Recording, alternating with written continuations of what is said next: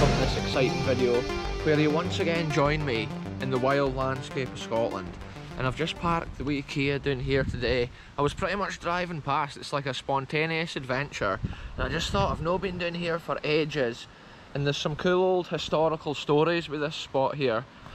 And this is actually the site of the old Sheilhill Bridge, built in 1770, and it's an ancient stone construction. And then also at this side here we've got the newer Sheilhill Bridge, built in 1970.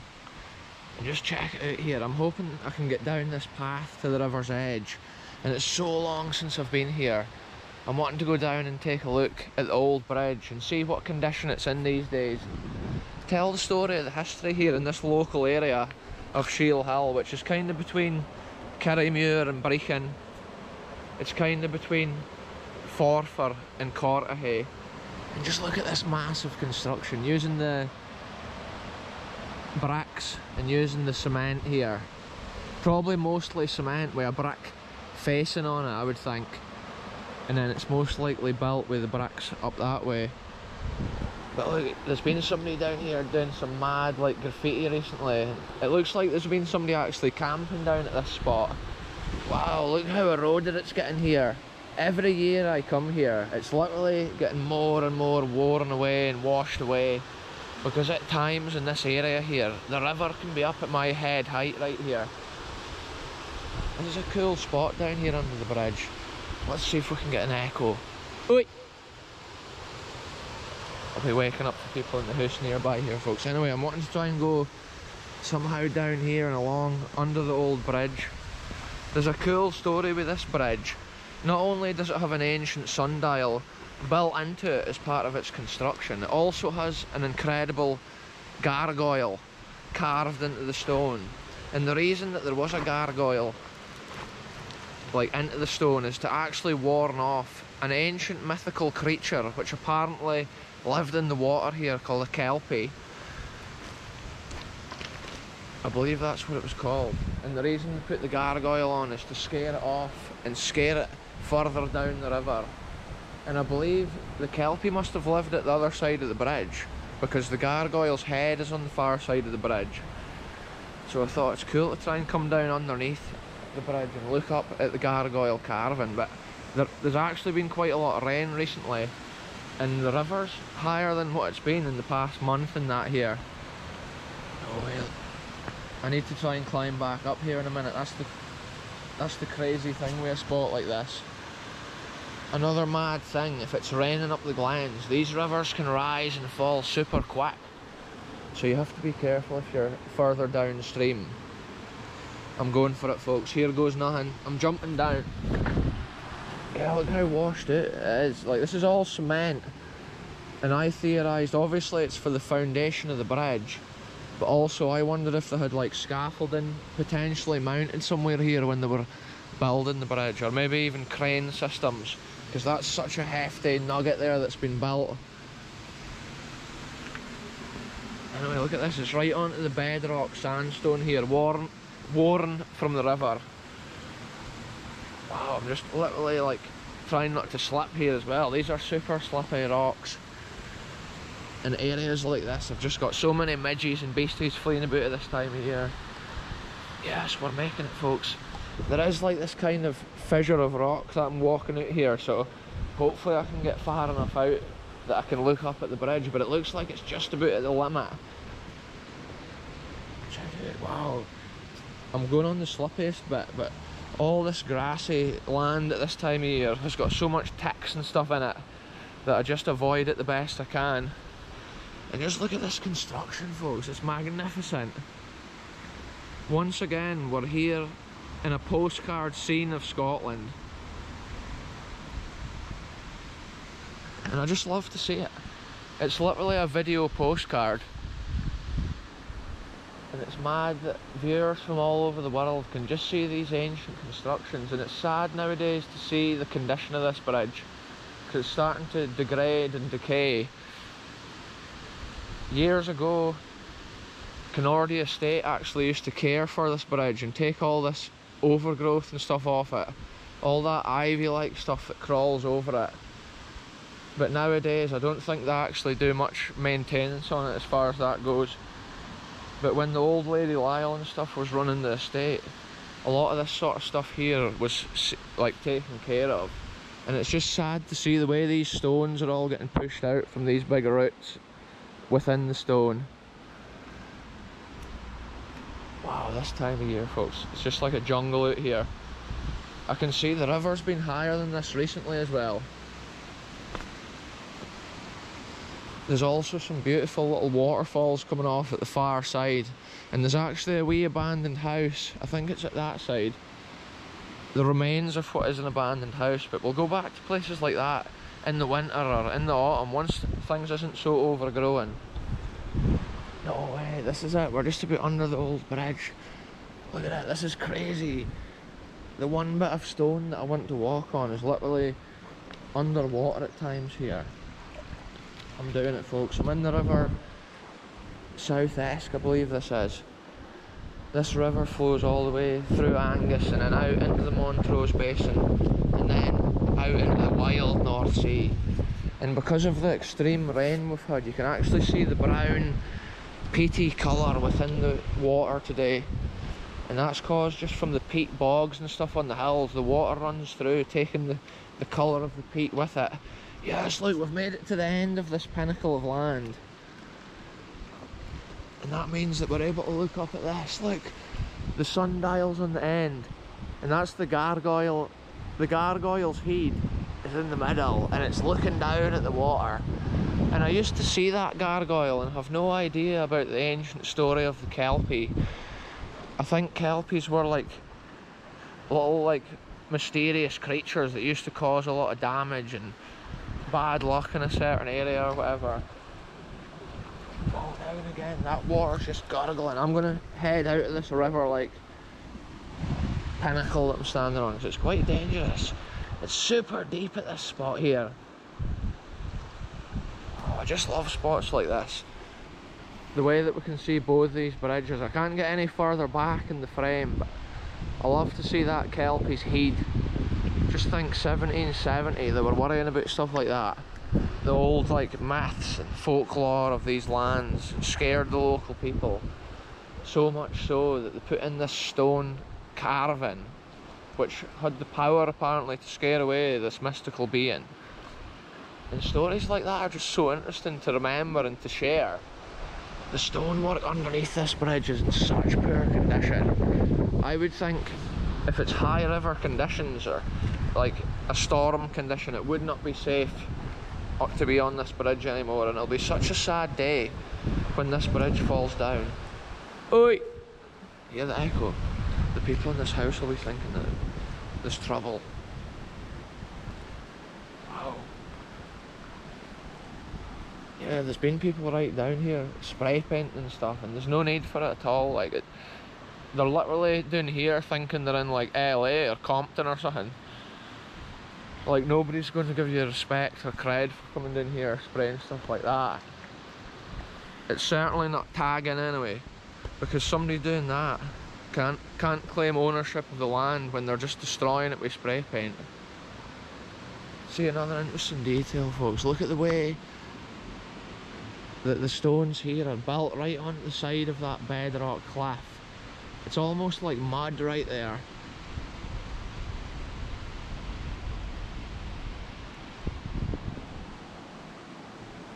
Yeah, back at that time they knew how to build things out of stone. Credit to it for the length of time it stood here, like hundreds of years, facing numerous crazy high rivers. One time I came down in a storm and I was standing up there looking over, and there was whole trees coming down this river, and you can just imagine when a whole tree is just hitting the side of that bridge when it comes down. It's almost like a big hammer. So one day places like that will disappear, and videos like this just keep the history alive. You can see how it gloriously stood over this river for so long. And then you can see how much bigger the modern bridge had to be to cope with the modern levels of traffic. And that's 1970.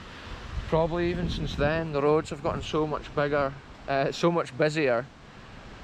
vehicles have gotten so much bigger, like tractors and lorries and all sorts of stuff that you would get crossing over this on a daily basis. Yeah, I think there's actually an easier way here, I've just noticed, to climb back up. You can see the way they've built this massive foundation. They've had the wooden shuttering laid across and they've poured in the cement, and then they've used that metal pipes down through it like rebar or reinforcement. But also the metal pipes probably allow the top moisture to drain down through the cement construction and then flow back out to the bedrock.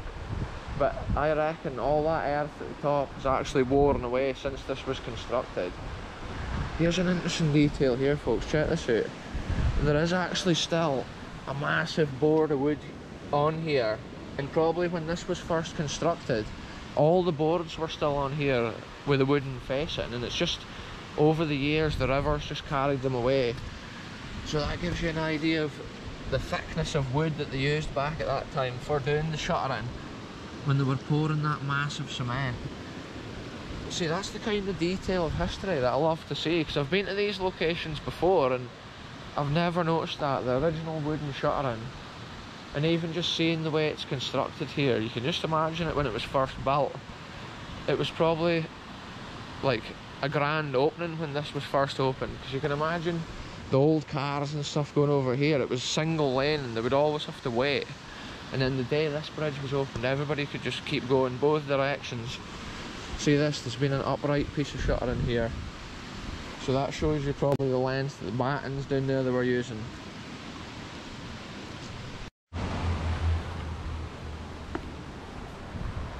Yes folks, we've made it. Yeah, also these grooves which is in the top, that'll be to help the water drain off. Flies total landing on me and stuff here, folks. There's so many just weird types of flying insects and creatures in time, like in the summer here.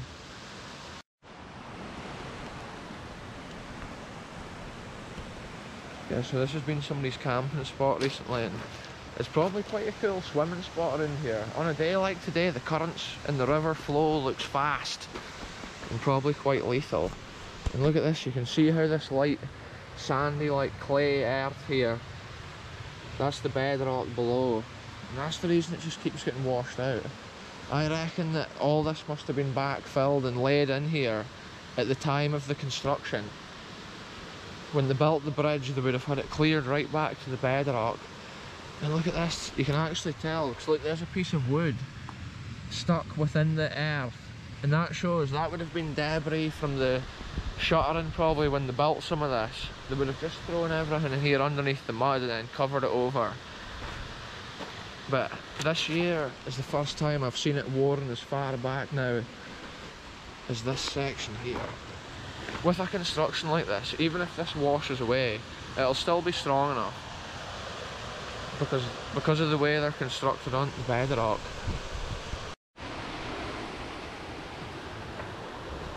Right, we'll take a look up on top of this bridge and we'll try and see if I can see the gargoyle's head for the top. I'll lean over with the camera. I'll try and no drop the car key down there. Yeah, everything's so overgrown. Look at this path. And if you didn't stick to paths, you wouldn't really be able to go and explore anything at this time of year.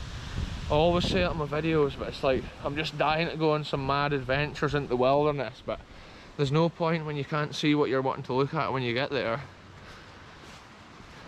Just think, 1770, the grand opening of this old bridge, and you can just think of the horse and carts and stuff which may have been like coming over here on the day of its grand opening, and from then on. And then one day in 1970, this bridge just became an abandoned postcard scene. And just think, this is how all roads in like Scotland or anywhere over the world may look if all humans disappeared. All this vegetation and nature would just start growing back. Everything would just become a jungle. And over the years, it would just be fully covered. And it's incredible to think about that on these adventures, and just, it is like going to a different time in history. You can imagine it in its former glory, and then You can imagine the whole world looking like this one day in the future, so it's like time travelling sometimes on these adventures. And from this old bridge here, we get an amazing view of the new bridge here.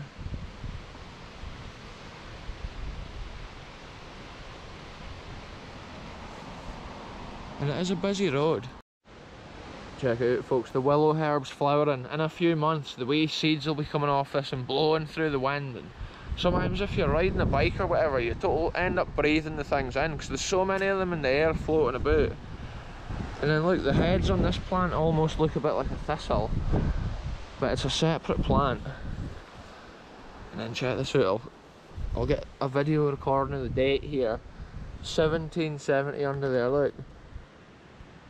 And I think because of its close proximity to that bar, I'm wondering if these bars have been a later addition to the top of this bridge, just because of the way it's constructed here. And I do hope, if this bridge does sadly fall down ever into the river, I hope somebody recovers this incredible stone, which features a sundial.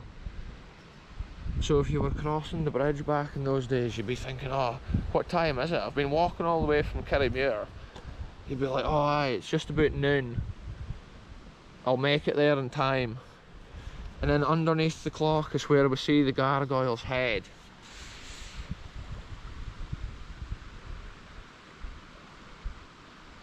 And you can just imagine the wee kelpie running about causing trouble in the neighbourhood.